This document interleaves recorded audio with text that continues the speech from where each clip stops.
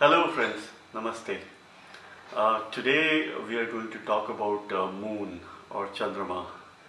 So this is the start of my video series on Jyotish, Vedic Astrology, as you say. And I'm thinking that I'll probably pick up a topic or a graha, planet or a concept, yoga, and of course a variety of things that we could probably talk about and discuss.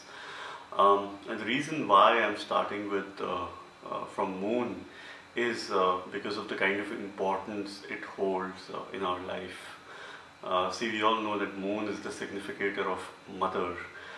It is the natural ruler of the fourth house of Cancer in Vedic astrology.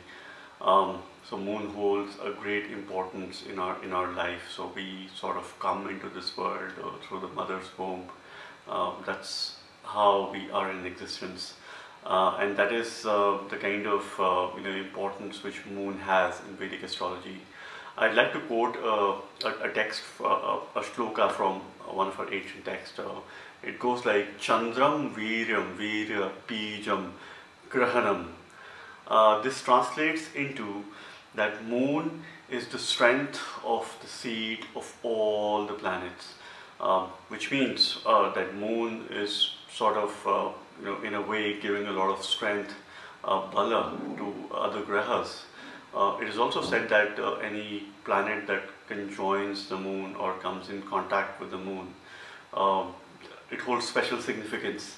Why does it hold special significance? Because Moon is also the karaka of mind. So the sort of the abilities or the natural capabilities or significance of nature of that graha, so that is kind of elevated. So just take an example, Moon and Mercury. Mercury is intelligence, Moon is mind, so it makes an intelligent mind. The dreaded conjunction of Moon and Saturn, which a lot of people call as wish yoga, can have a much positive influence as well, because Saturn is depth and Moon is thinking, so it makes a person a deep thinker.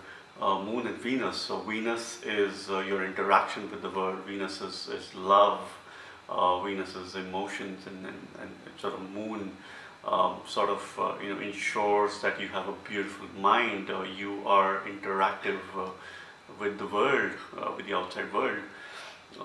Jupiter is wisdom, Moon is the mind, so it gives you a learned and a strong mind, your openness towards learning and attaining wisdom in the long run.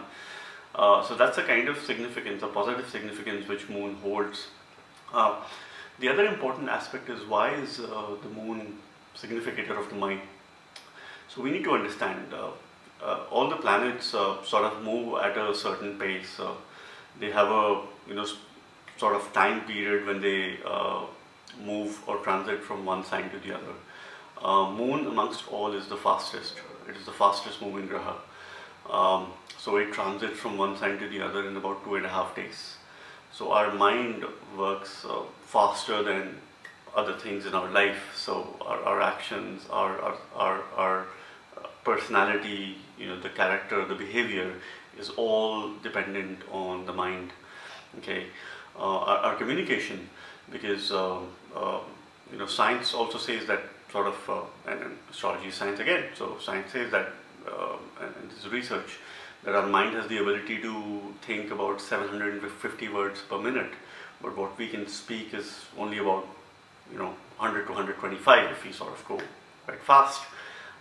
That's the ability, but then on the back we are sort of thinking, and all of it sort of reflects in our actions, in our behavior, in our personality. So such is the importance of Moon, Chandrama in our life. So Moon is considered to be the son of sage Atri. This is as per Agni Puran, and the grandson of Brahma, Lord Brahma. It is also known as Soma. Alright, so such is his nature, sort of calm. So Sun and Moon, the two luminaries, they hold great importance in Vedic astrology.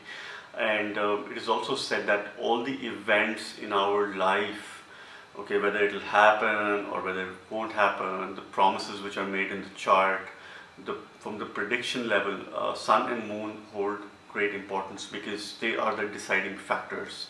Whether, so let's say you have a Raj Yoga in your in your horoscope, or you have a Dhan Yoga. So a lot is dependent on sun and the moon, whether this yoga will fructify or not, whether you would probably achieve the results or the desired success or wealth or knowledge, and of course a number of things which are there. So these are the deciding factors besides the time period that this yoga would be kind of activated. So such is its importance. So a lot of ancient texts, let's say Brihad Jataka, which says that sun is the king and moon is the queen, and it is true to a great extent, because moon being significator of mother, at the same time, though moon is a male graha, but its significance is of a mother. Why? Let's talk about the scientific relevance. So when you are out in the daytime, midday, when sun is at its peak, and considering the current time, which is summer in most part of the world, here where I am in Dubai, it's sort of 40 plus degrees, and if you are midday, standing, so you always look for shade. So we need shade to probably be away from the scorching heat of the sun. The sun makes us sweat, right?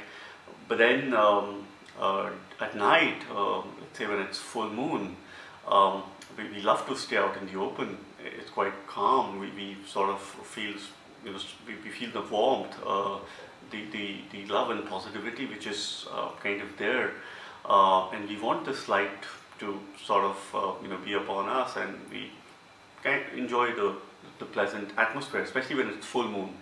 And then of course it has a lot to do with when the moon is visible, it's sort of clearly visible, and then because it has a lot to do with tithi as well, which I'm going to sort of talk about in a while, okay, and how Paksha bal has greater influence in terms of determining the strength of the moon. But then yes, that's what this environment is, and that's what mothers do, right? So they give us warmth and protection, and at the same time we feel cared and loved, and we feel pleasant, right? That's the natural significance. So that's kind of there. So moon is a natural fourth lord in the Kalpurusha chart. It rules the sign of Cancer, and that's what the natural fourth house is. It is about mother, your homeland. It rules your happiness, Sukh Bhav, the natural Sukh Bhav, or the house of happiness. So a lot of times sort of happiness is the fulfillment of your desires and happiness. Something that would probably make you content in life is seen by the placement of moon in your chart. Such is its importance. So moon rules Cancer. It gets exalted or ucha in the sign of Taurus, that is up to 3 degrees, and it gets debilitated in the sign of Scorpio. That is again up to 3 degrees it is debilitated, and post that it is not, but it's still in the sign of debilitation. Does that mean the moon is weak in Scorpio and strong in Taurus? Well, from the dignity point of view, state of happiness point of view, and comfort, yes, but then there are other factors which are on which the moon's strength is highly dependent. Now there is something called as Paksha bal. So there is moon goes through these phases over a month's time, right, 30-31 days which are there in a month. So it goes through various phases and cycles. We call it tithi. Now tithi is primarily, in simple terms, if I'd like to explain you, it is based on the distance, or probably distance in terms of degrees between the sun and the moon. Alright, and based on that, it is divided into the 16 tithis which we have. So there is the dark side, and then there is the bright side. So the dark side is the waning moon. When the moon is perhaps moving from the first day after the full moon, okay, that's when the dark phase starts till the Amavasya, or the no moon day. And then there is the bright side of the moon, which is the waxing moon, which starts from the first day after the no moon, which is the crescent sort of we also say, or the Shukla, or the Pratipada, which is Shukla Pratipada, which we say Shukla Paksh, and it goes up to the Purnima tithi. So that's when it is sort of moving to the brighter half, which is more pleasant, and sort of, as in when it sort of moves ahead, it's much more pleasant and sort of calm.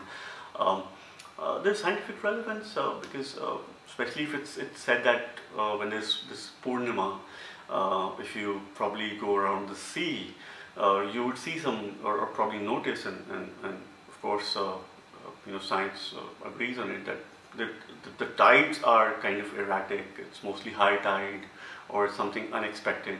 So it is mostly during the full moon. So that's because it has a great influence on planet Earth. These energies, the rays, so which moon has. So it has a huge influence on Earth and of course on all of us. While on other times, Amavasya, it's quite calm, and won't see a lot of high tides around that time.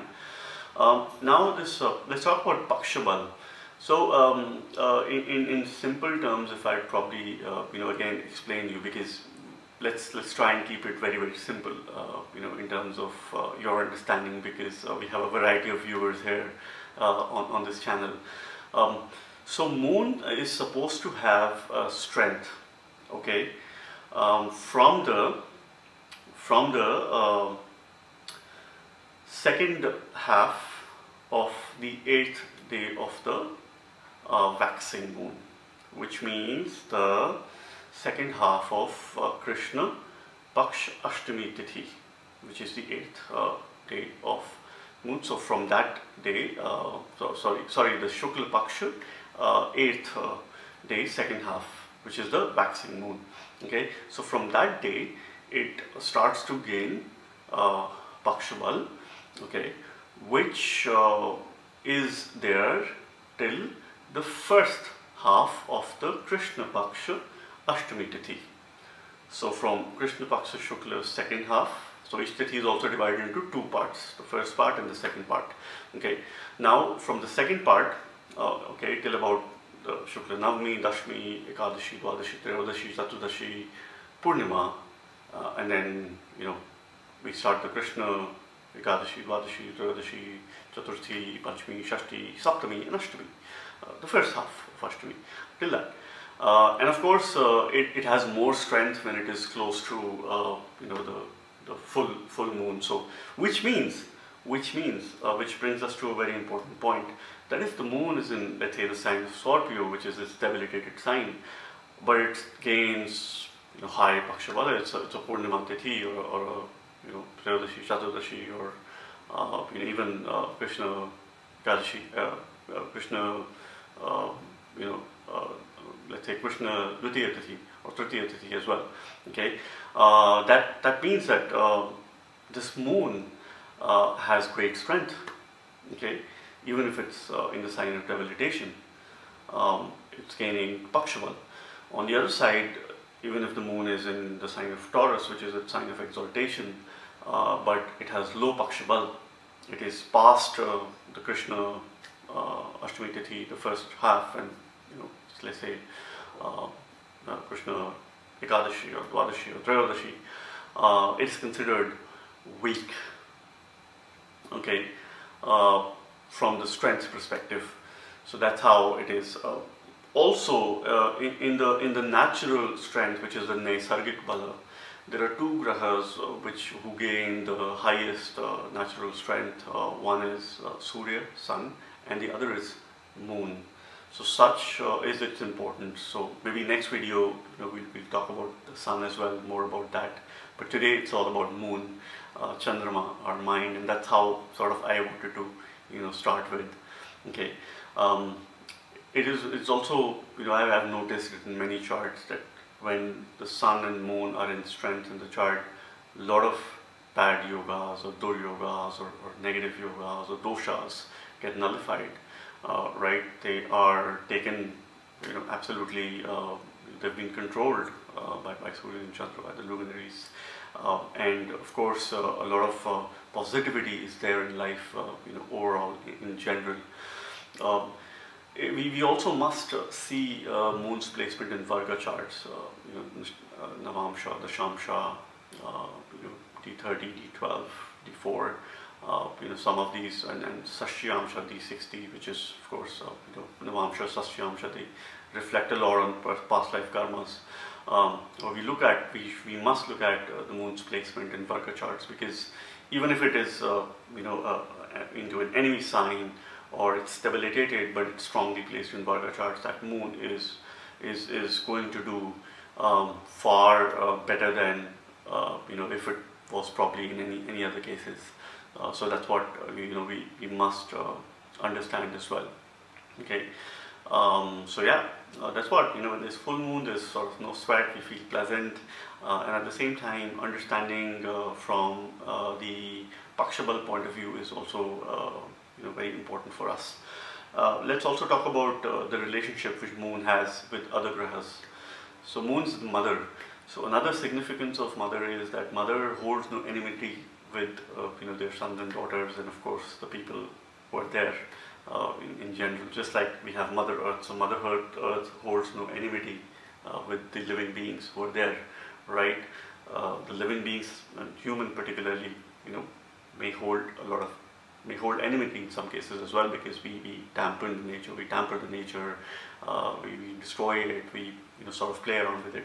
But let's say moon is the only graha who does not hold any sort of enmity with other grahas. Either it is friends with those grahas, or it is neutral. Okay, so moon is considered to be friends with Jupiter, with Sun and Mars, and some ancient texts also say that it is friends with Mercury. Some say it is neutral, and I'll give you a reason. I'll tell you a story behind it. And then it is neutral with Saturn, it is neutral with Venus, it is neutral with Rahu and Ketu as well. So for Rahu and Ketu, we have a specific point as well, which I'll share with you in a bit. But then it holds no enmity with any of the other planets or grahas which we have. So let's sort of understand this Moon-Mercury relationship, and I'm sure some of you would be sort of aware of it. There's a history behind it, that Mercury is the son of Moon, who was born outside of the wedlock, okay, in an illegitimate relationship. So Jupiter was married to Tara. So Jupiter and Moon being friends, Jupiter being a dharmic sort of graha, was always sort of involved in dharma and sort of duties and religion, of course prayers, and he left Tara to Moon, with Moon, thinking that she would be protected and would take care of, and Jupiter is sort of not there, and mostly sort of Tara also felt that she's not being given the love and affection that she should receive. Moon was also considered very beautiful, and of course it is reflective as well. And this full moon, it's quite beautiful, quite good looking, beautiful, and of course they developed a relationship, and when Jupiter asked Tara to return, she did not want to return, and Moon was supportive of it. This was about to sort of lead to a war between the Devatas and the Asuras. Okay, so here is where Shukracharya, Venus, came to support Moon in this decision, because Venus is Shukracharya, the Guru, Jupiter is Devaguru. Okay, so there was a war which was about to happen, and that's how Lord Brahma had to intervene. So Brahma had to intervene because he had this fear that he would probably lose his grandson, who is Moon, and this war could be very, very destructive for the whole universe, for the Brahmanda. Okay, and that's how he asked Shukra to not intervene and probably take a step back, and Tara returned back to Jupiter, and that's when they realized that she was expecting a child, and the father is Moon. But then Jupiter is Dharma.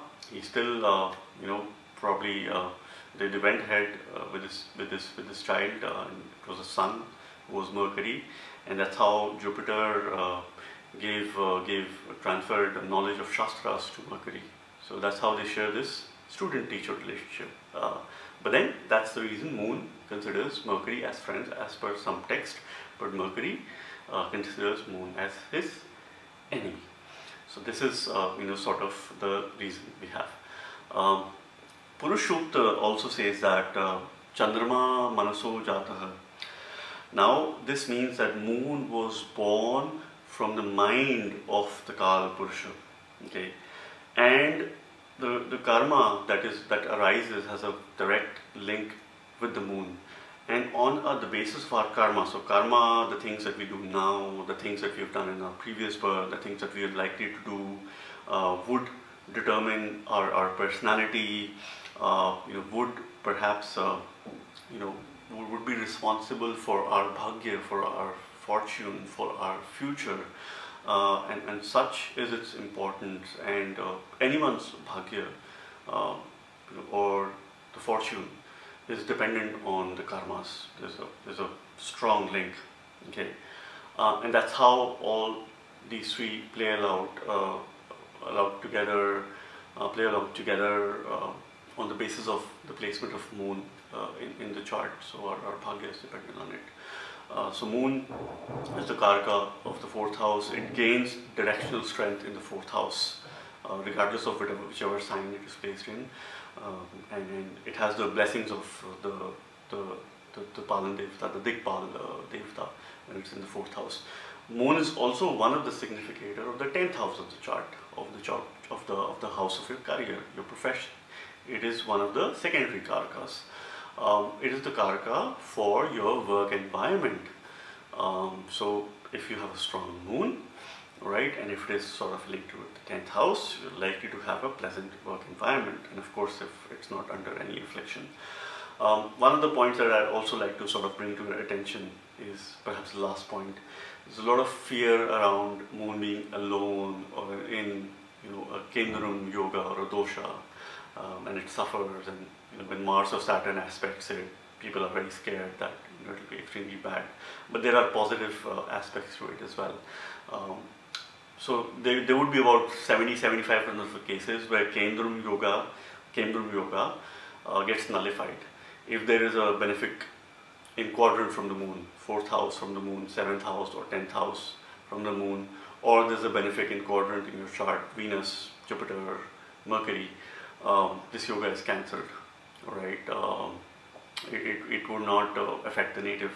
If Moon receives a benefic aspect from Jupiter, Venus, Mercury, any of these natural benefic grahas, then to a large extent, it is likely to not affect the native.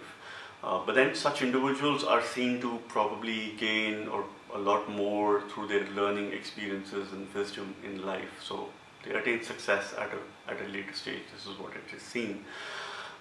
There's one of the observations that I'd like to share with you is that when Moon is alone in, let's say, quadrant or trine, kendra or trikona in the chart, and if you're running a Moon mahadasha, it has the ability of producing fantastic results even if it is alone. It is a mahadasha which can give you a lot, especially towards its end, because if you also look at from the natural zodiac and natural dasha sequence, okay, so it is Ketu, so Ketu dasha is first, so Ketu, Venus, Sun and the Moon, so Moon is the 4th mahadasha, and then from that point in time as well, so it is a sort of, from the natural point of view, it is considered to be one of the best mahadashas, ideally. But then, of course, a lot of factors are dependent. Things can go the other way as well, for sure, if it's not supportive. But then, this is, of course, in my experience, what I've seen is such people sort of achieving a lot, especially towards the end of the mahadasha, because those 10 years sort of, you eventually strengthen your mind if you work on it. In terms of the weekdays, Moon rules Monday, Moon is very closely associated with Krishna, so a lot of Krishna bhakti is a great remedy for moon, right? And yeah, so the last point which I also mentioned was with regards to Rahu and Ketu. So Rahu and Ketu are considered the lunar nodes. Rahu is the north node and Ketu is the south node. As the name says, right, all the remedies primarily for Rahu related problems or Ketu related problems in the chart come from the moon. So if you take charge of the moon, control of the moon, and you strengthen your mind, there's a lot that you can sort of resolve for your Rahu and Ketu, and of course related issues if you're sort of facing. So that's a little secret that I'd like to give to you. The other piece finally which I'd like to share is, which is often missed by many astrologers, is that they don't in today's time give importance to moon chart. Moon chart is also one of the one of the divisional chart or one of the secondary charts, or at times it holds even more importance than the Lagna chart, because if planets are well placed through the moon sign, through the moon chart, then that's where the remedies come from, that's where the focus should be on, and it has to give its due importance, right? So like I make it a point that we look at the Lagna chart, the moon chart, and also the Surya chart from there as well, and that's how the Sudarshan Chakra is also looked at or is formed. But yeah, this can be sort of for some other time. Our next video would be about the Sun, and I hope you like this video. In case you're new, please subscribe. You can share it with your friends, and I'll see you next time. Thank you. Namaste.